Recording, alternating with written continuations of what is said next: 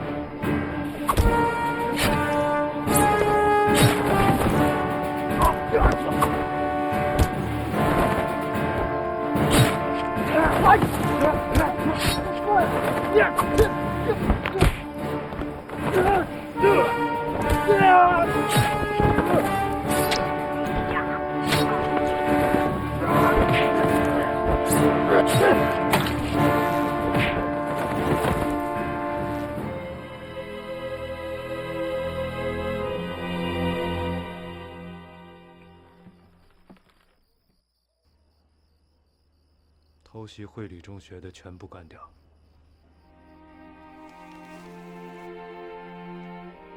段立国，你记住了，这次教训是11个孩子生命换来的。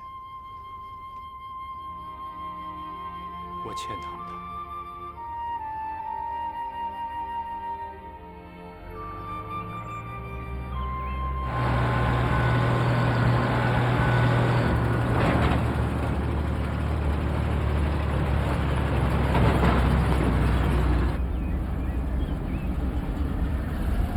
减档，再减，加油门儿，记住口诀：上坡像老虎，下坡似绵羊。好。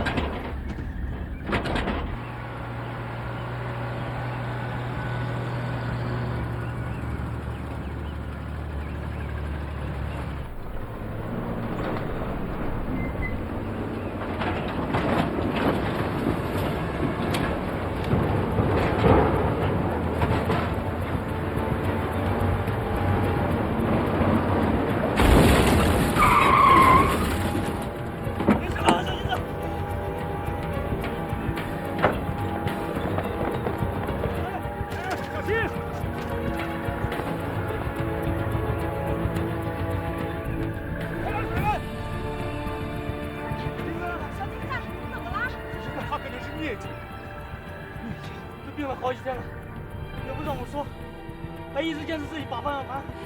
行了，别说了，马上医院就见，赶快送医院。走。哎。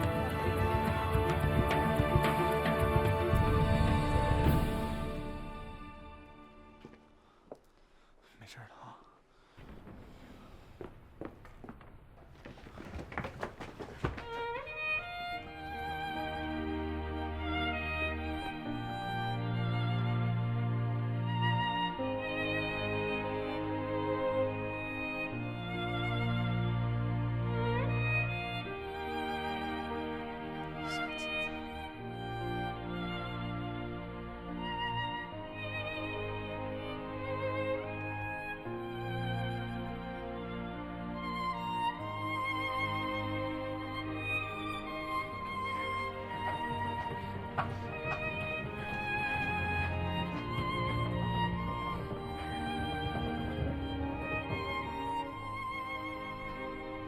段总，段总，我好不容易找到你啊！哎呀，有事吗？有事儿有事儿。我刚才接到电话，想请你这个车队再辛苦一趟，再跑一次缅甸。这不可能，我们刚刚才回来，而且有一位师傅已经……我张不开这个嘴。可上峰让我转告你，那是中英双方谈判中，我方代表好不容易争取的一批非常重要的战略物资。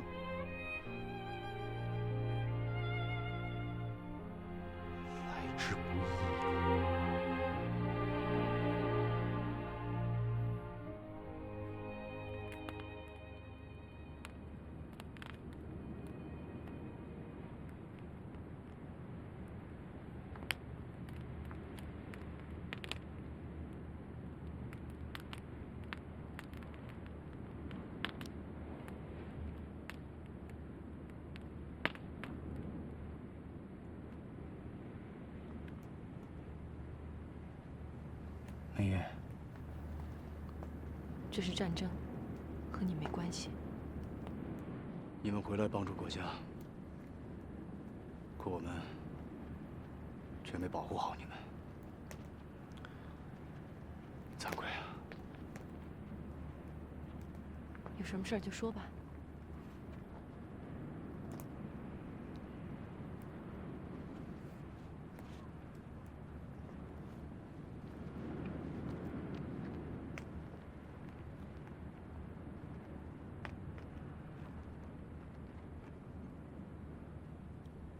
各位师傅，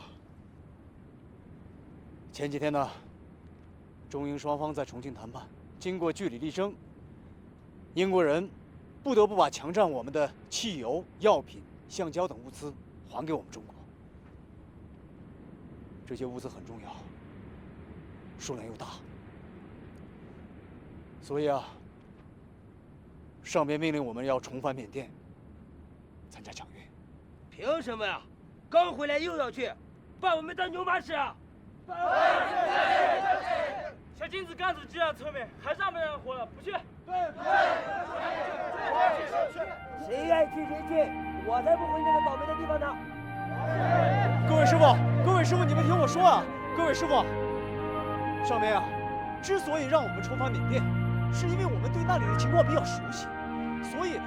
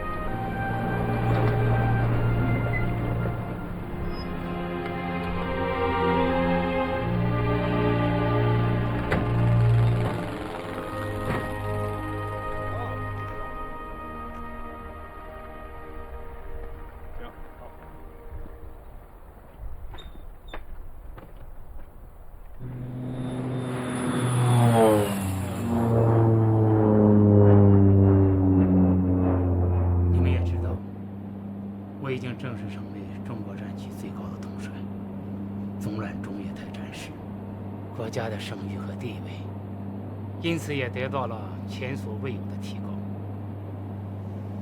但是，泰国、越南实际上被日本人所控制，他们不是缔结了友好条约，就是定下了城下之盟。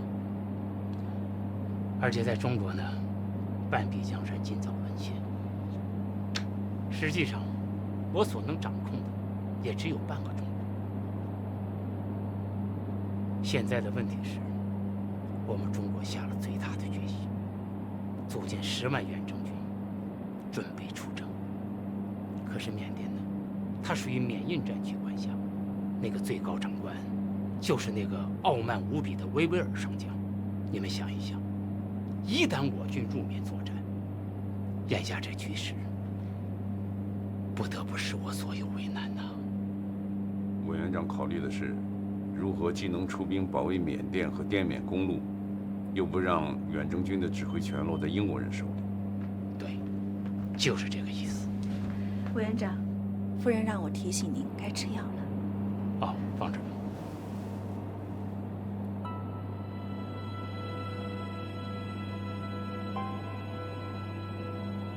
来，说说你们二位的意见。从总的世界形势看，英国这个日不落帝国已经无可避免地走向衰退，而美国却方兴未艾。前一阶段，美国人不愿意卷入战争，现在他一旦参战，就实际上成为了盟军的盟主，拥有号召力和号令权。英国人看不起中国人，却离不开美国人，所以我以为，我们和英国人的关系应该更多的通过美国人来进行协调。有道理。这样可以避免我们和英国人直接发生冲突。但是，指挥权的问题还没有解决。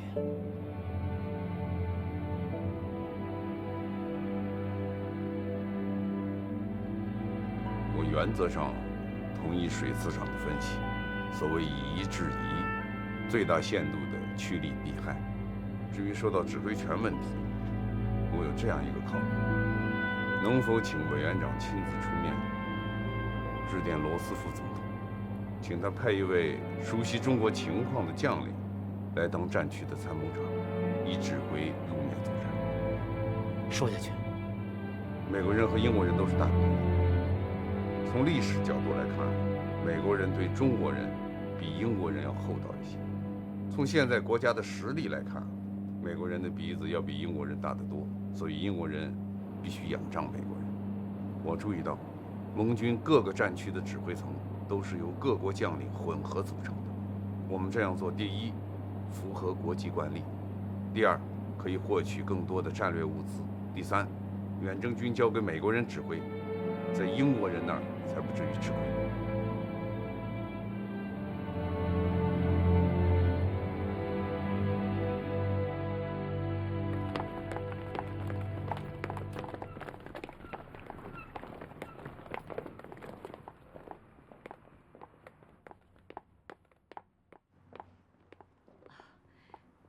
诸位辛苦了，委员长有些疲惫，明天再跟大家见面。Good night。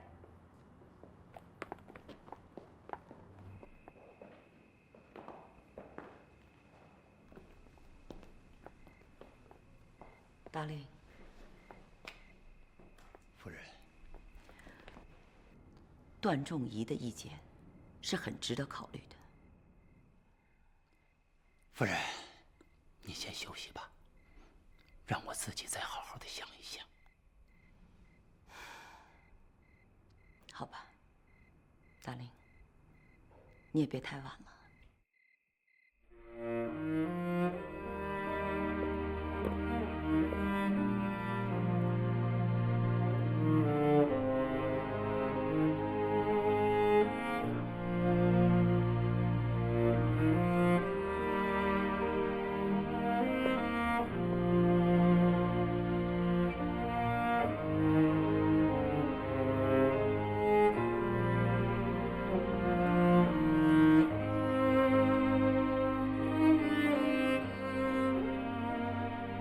你说委员长他会采纳我们的建议吗？这恐怕只有委座自己才能回答了。你这不等于没说吗？历朝历代，军权对于执政者来说都至关重要。现在要把军队指挥权交给一个外国人，作为决策者，不是一件轻而易举的事情。委员长戎马半生，饱经世事，恐怕比咱俩想的要更深入、更复杂一些。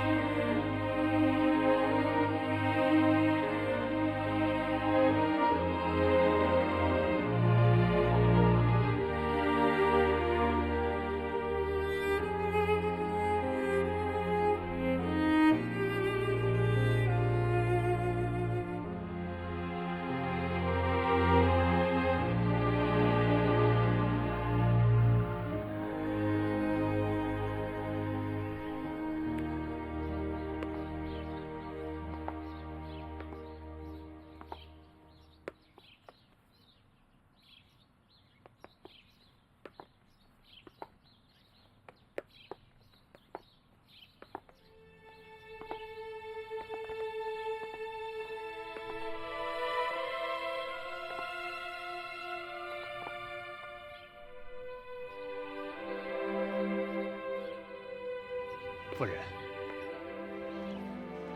看上去又是一夜未眠。我想了一整夜，反反复复的权衡，下决心了？是的，我准备打算采纳段主义的建议，电请罗斯福为中国战区委派一名参谋长。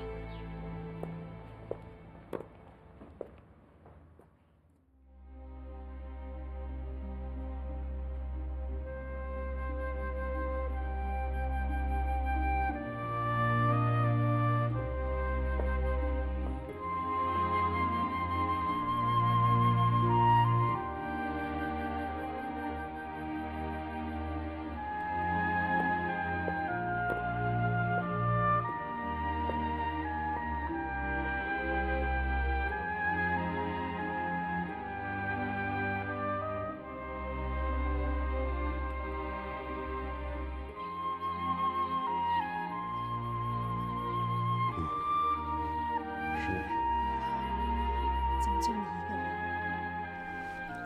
令兄可能在盥洗室呢。你找他有事儿？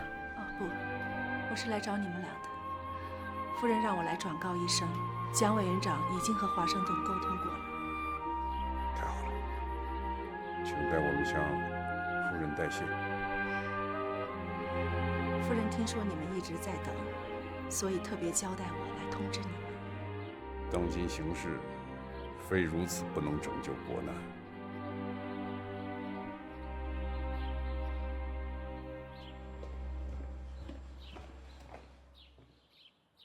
静轩，你怎么在这里？好消息，水司长。委员长采纳咱们的建议了。好。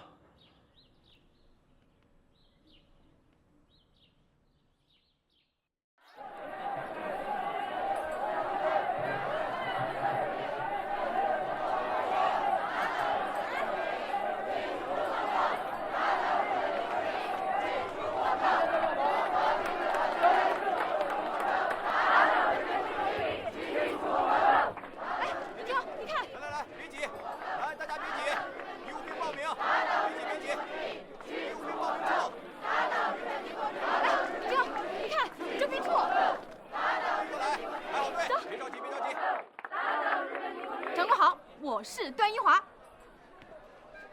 你好，段英华。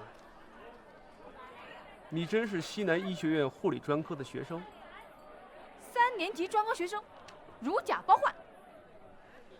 可从前几项考核看，你的业务成绩好像并不理想。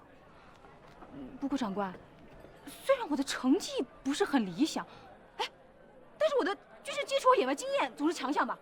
上战场当个救护兵，抬个担架也还是够格的吧。我不怕吃苦的，也比一般的女生力气大。你不信啊？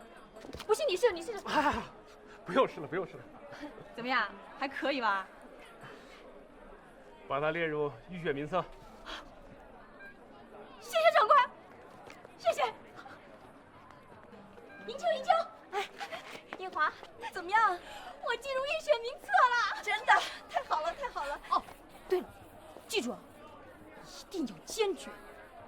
下一个，单迎秋。我去了，记住啊。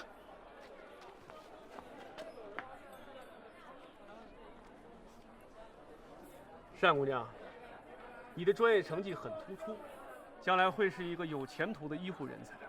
我很想知道，你为什么不继续完成你的学业，而选择到军队来工作？到重庆的大街小巷看看就知道了。现在每一个关心国家命运的青年，都明白这样一个道理：不把我们民族的敌人赶出国门，偌大的中国就难以放下一张平静的课桌。我把所学的知识应用于战场，比完成学业更有价值。你很会说话，可战场远不是你想象的那样，恐怕你很难适应严酷的战场环境。为什么？就因为我是一个女孩吗？这与是否能够从事战地工作有什么关系吗？战场上生死难料，况且你又是一个漂亮的姑娘。对不起，请回吧。下一个。哎。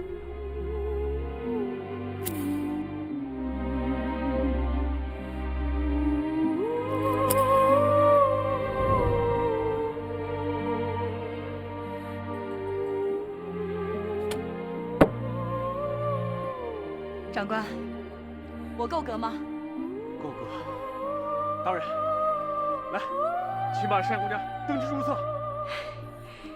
谢谢长官。您瞧，谢谢长官。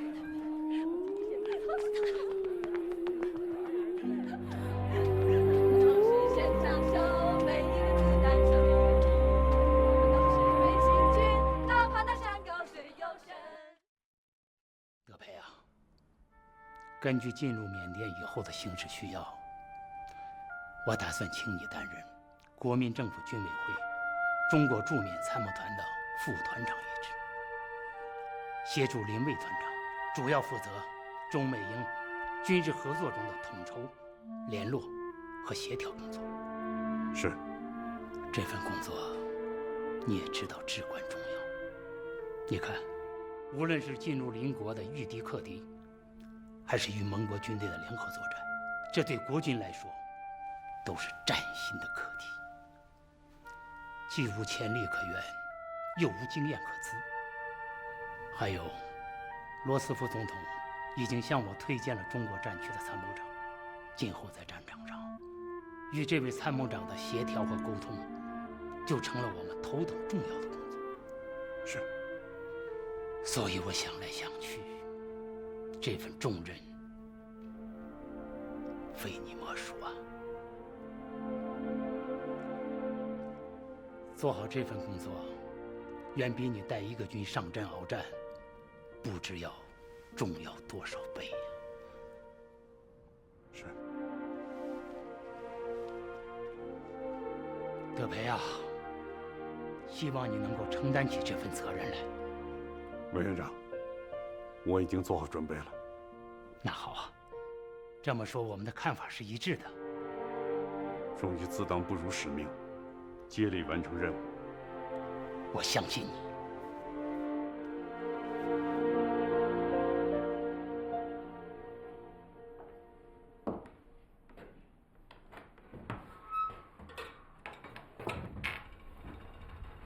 东西我都收拾好了。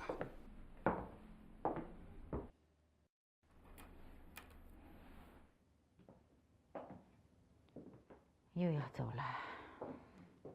是啊，这新任命一下的啊，马上就得进行筹备工作，后天还得赶赴宝山，这一时半会儿怕是回不了家了。你总有忙不完的公事，抽点时间关心关心孩子们吧。那老大本来说好要回昆明的，也不知怎么搞的，半路又折回缅甸了。安国送我离开重庆的时候，说过几天也要到缅甸去出差，还有英华，成天叨唠的要到缅甸去当战地护士。我真是搞不懂，这孩子们都中了什么邪了？什么叫中邪呀？现在缅甸是热点地区，一场大战即将在那儿打响。你打算把孩子们全送到缅甸去打仗？什么叫我打算？是他们自己愿意去。谁敢浇灭他们的抗日热情啊？这老三在什么特种部队，一点消息都没有。那老肖那也不接电话，哎呀，真是急死我了。你找老肖干什么？没有啊，我只是打听打听情况。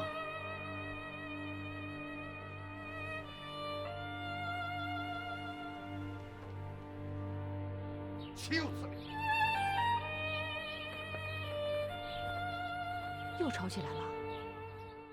你到底还是瞒着我，找肖宁义要帮老三办调动，对不对？反正郑国在那个什么特种部队，我不放心。你怎么能这样？现在什么时候？大军出征在即，全国上下同仇敌忾，多少爱国青年为了报效国家，哭着喊着要投笔从戎。可你呢？托关系走门子，愣要把已是军人的老三拉下战场，你真干得出来呀你！把辛辛苦苦养大的孩子全送到缅甸战场，那就生死难料。你可以无所谓，可我不行，我是他们的母亲，我坚决不同意。这由不得你。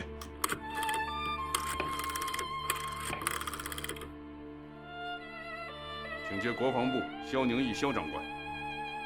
我是肖宁义。肖兄，我是段仲仪。对不起了，我这里负荆请罪来了。德培兄何出此言呢？仲仪疏于家制家规，只有越矩之事发生，深感惭愧。请肖兄务必终止捉襟托请之事，对犬子无需照顾。若能如此，仲仪感激不尽。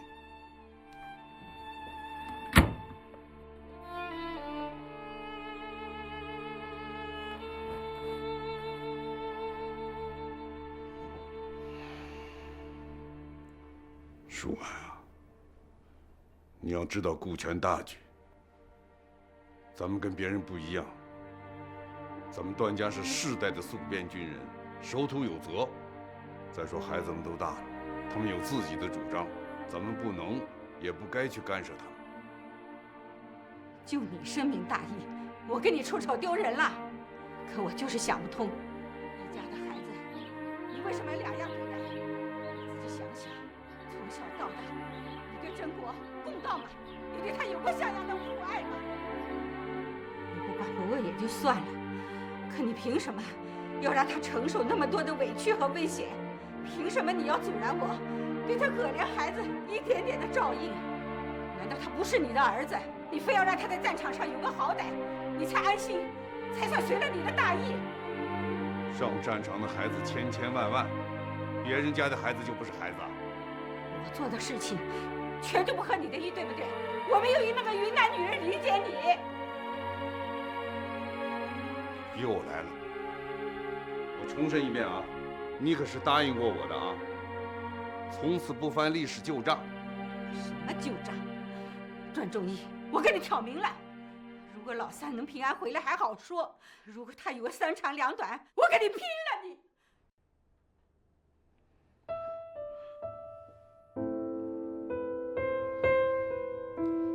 不可理喻。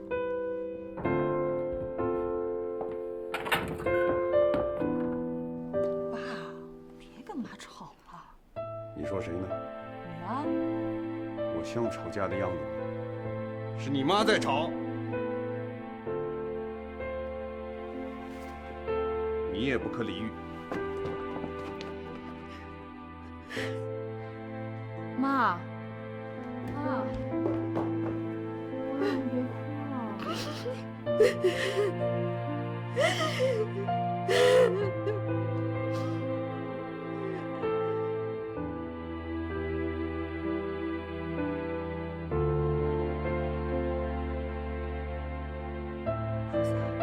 哭求您保佑我们家老三，千万让他平平安安的。弟子一时胡言乱语，说什么战场上有个好歹，三长两短这样的荤话，绝不是弟子的本意。请菩萨明鉴，高抬贵手，要罚就罚我好了，千万别牵连我的孩子。要罚就罚我吧。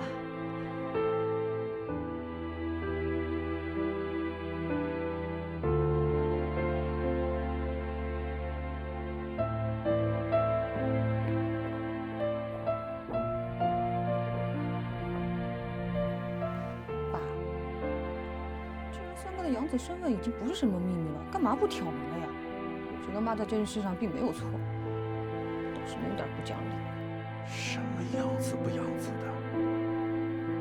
谁说的？这胡说八道嘛！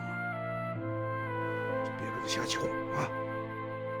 记住了，这件事情以后提都不许提，听见了？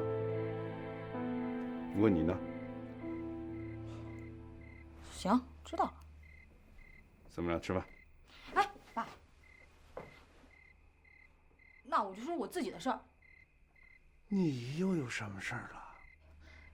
人家情绪这么低落，你都没看出来啊？你情绪低落？对呀。我真没看出来。什么爸爸嘛，我就没有不顺心的时候了。人家的第一个人生理想就遇到了障碍。什么障碍？哦，你妈跟我说过，说是你要跑到缅甸去当什么护工。什么护工啊？是战地护士。我不光想，我已经去报名考试了，而且还进入了预选名册。谁知要一公布名单，就我一个被除了名，其他人全都被录取了。你可好呗？不是，我怀疑这里面有鬼。那你打算怎么办？打算让您帮帮我呀。你看你妈现在这个样子，我能帮你吗？我敢帮你吗？瞒天过海嘛，等木已成舟，既成事实，剩女主人熟饭，那自然就有承受力了。等等等等，这话从你嘴里说出来，我听着怎么那么别扭？哎呀，你甭管别扭不别扭了，爸，你就运用您的个人魅力和军界影响，女儿绝不会忘记您的好了。哎呀，你就帮帮我吧。不，这是个原则，你必须先征得你妈的同意，要不然我不能帮。不求您了，3个瞒着家里当兵，您就不说这话，摆着重男轻女。好，那咱俩吃饭。哎，爸，再给您最后一次机会。什么机会？帮还是不帮？帮什么？我呀，您的女儿段英华呀。一个字。滚！我知道。这个是你说的，我根本就没说。滚！我也滚到缅甸去。爸，我尊重您的选择，但是你也得尊重我的选择。这件事一定要保密啊，千万不能跟妈说，记住了。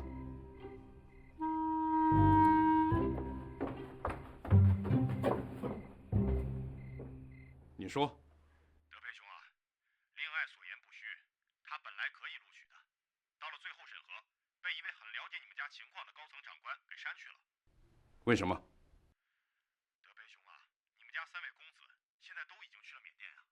唉，3个孩子，个人有个人去的理由。所以啊，这位长官说得很明白，到底是生死莫测的战场，总不能让德培一家子全上了战场吧？